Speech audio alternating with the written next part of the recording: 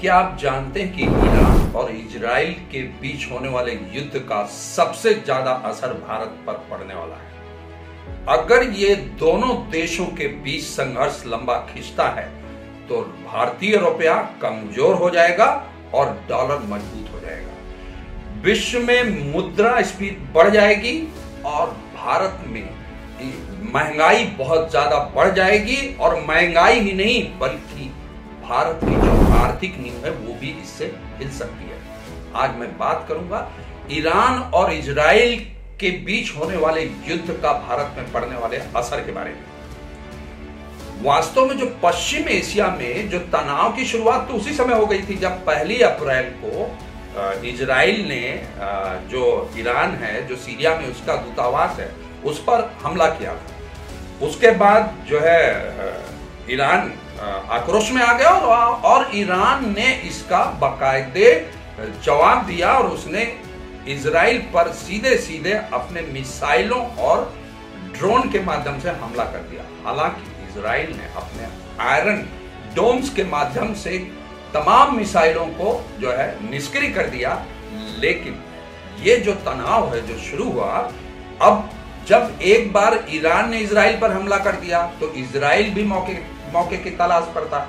उसने भी जो है जवाबी कार्रवाई करते हुए ईरान पर हमला कर दिया। इस तरीके से अब जो पश्चिम एशिया है वो पूरी तरीके से तनाव में है और लगातार दोनों के बीच में जो यह तनातनी बनी हुई है उसका असर वैश्विक स्तर पर पड़ना शुरू हो गया।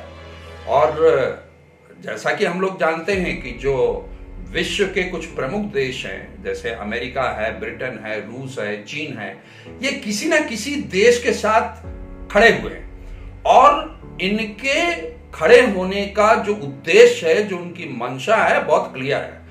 उनका मानना है कि जो वैश्विक स्तर पर युद्ध कहीं ना कहीं चलता रहना चाहिए, क्योंकि उनकी जो विदेश नीति है और उनकी जो रक्षा नीति है, उस रक्षा नीति में ये उनकी स्ट्रैटेजी है कि जहां अगर ये युद्ध वैश्विक स्तर पर चलते रहेंगे तो उनके जो रक्षा उपकरण हैं, हथियार हैं, उनकी आपूर्ति होती रहेगी और इसके चलते जो उनकी अर्थव्यवस्था है, उनके देश की अर्थव्यवस्था, वो काफी सशक्त रहेगी। तो ये इधर इनकी मंशा है। लेकिन अब हो क्या रहा, भारत कैसे इससे प्रभावित हो रहा है? भारत के प्रभावित होने का सबसे बड़ा कारण यह है कि जो भारत जो है आज वैश्विक स्तर पर विश्व का जो है तीसरा सबसे बड़ा देश है जो कच्चे तेल का उपभोक्ता है।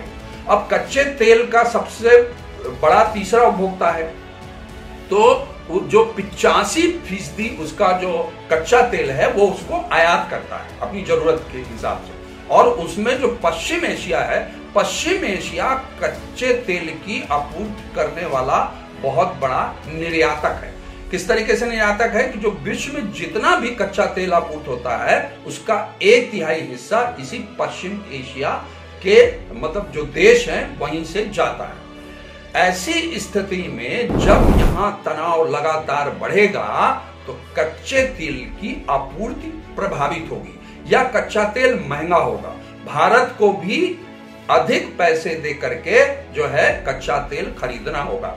तो जब ये होगा तो मुद्रास्फीति बढ़ेगी, महंगाई बढ़ेगी, परिवहन बढ़ेगा, उसकी कीमत बढ़ जाएगी। तो जब परिवहन की कीमत बढ़ जाएगी तो जो इससे जुड़े हुए अन्य प्रोडक्शन है या अन्य उत्पाद हैं उनकी भी कीमतें बढ़ना तय है। तो उनसे जो निपटने की स्थिति है उसमें क्या होगा कि अगर डॉलर मजबूत होता है और रुपया कमजोर होता है तो इससे आर्थिक तौर पर भारत को बहुत बड़ी चोट लगने वाली है। एक चीज और मैं यहाँ बताना चाहूंगा कि जो ईरान है, ईरान लगातार जो लेबनान का हिजबुल्लाह गुट है और यमन का हूती और फलस्तीन में हमास, ये सभी आतंकी संगठन हैं जिनको लगातार मदद देता रहा है।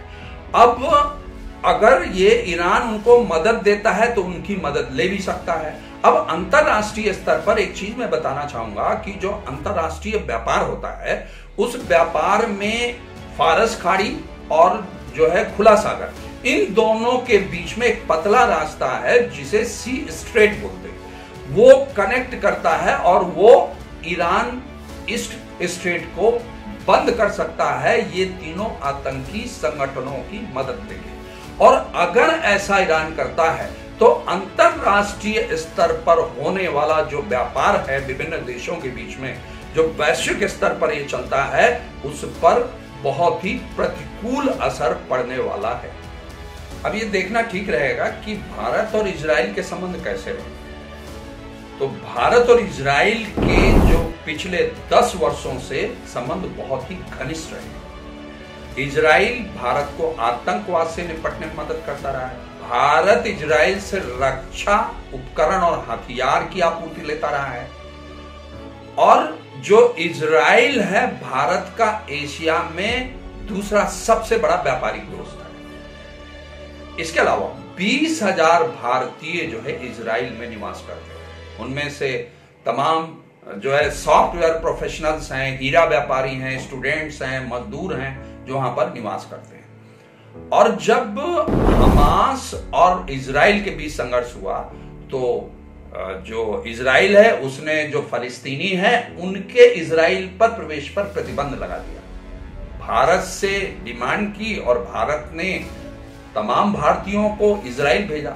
आज वो भारतीय इजराइल में बुजुर्गों की, घायलों की देखभाल कर रहे हैं और तमाम जो यहूदी हैं आज भारत में निवास करते हैं। कहने का मतलब जो भारत और इजराइल के बीच संबंध है बहुत सौहार्दपूर्ण है, व्यापारिक रिश्ते भी बहुत अच्छे हैं। इसी तरीके से देखा जाए तो जो ईरान है और भारत, उन दोनों के बीच भी जो व्यापारिक संबंध हैं बहुत अच्छे रहे। भारत चूंकि बहुत लार्ज स्केल में जो है कच्चे तेल को आयात करता है तो ईरान से भी भारी मात्रा में वो कच्चे तेल का आयात करता रहा है। इसके अलावा जो है जो रूस के गणराज्य के कुछ देश के पहले कजाकिस्तान, तुर्कमेनिस्तान, उज्बेकिस्तान, वहां पर हाइड्रोकार्बन के जो है बहुत भंडार है, खनिज के भंडार हैं। तो उन खनिज तक पहुंचने के लिए भारत को ईरान से रास्ते की आवश्यकता होती है। व्यापारिक संबंध सौहार्दपूर्ण रखने, अच्छे रखने के लिए इन देशों के साथ भी ईरान की मदद की आवश्यकता पड़ती है। कहने का मतलब जो अंतरराष्ट्रीय स्तर पर भारत व्यापार करता है उसमें ईरान की बहुत अहम भूमिका है। अब जब ईरान और इजराइल के बीच जो है ये युद्ध शुरू हुआ, संघर्ष शुरू हुआ, तो जो अमेरिका है अपनी चौधराहट दिखाते हुए उसने सीधे ईरान से जो है तेल खरीदने पर प्रतिबंध लगा दिया। तो अब भारत उससे कच्चा तेल आयात करने में हिचकिचा रहा है। लेकिन देखना चाहिए हमको कि जब रूस ने यूक्रेन पर हमला किया था तो यही स्थिति वहां भी आई थी। अमेरिका ने रूस से कच्चा तेल खरीदने पर प्रतिबंध लगा दिया था, लेकिन भारत ने कच्चा तेल खरीदना रूस से बंद नहीं किया। उसने अपने पुराने मित्र रूस से जो है कच्चा तेल खरीदना जारी रखा। अब देखिए, चूंकि अंतरराष्ट्रीय स्तर पर इजराइल और ईरान हमारे लिए यानी भारत के लिए दोनों देश बहुत महत्वपूर्ण हैं, इसलिए हमें दोनों पड़ों पर जो दोनों पड़े हैं उनके बीच में संतुलन बनाना बहुत आवश्यक है। अगर हम इस संतुलन को बना के रखते हैं ताकि जो भारत को होने वाला जो आर्थिक नुकसान है वो कम से कम हो। आज के लिए बस इतना ही, फिर मिलते हैं एक नए मुद्दे के साथ।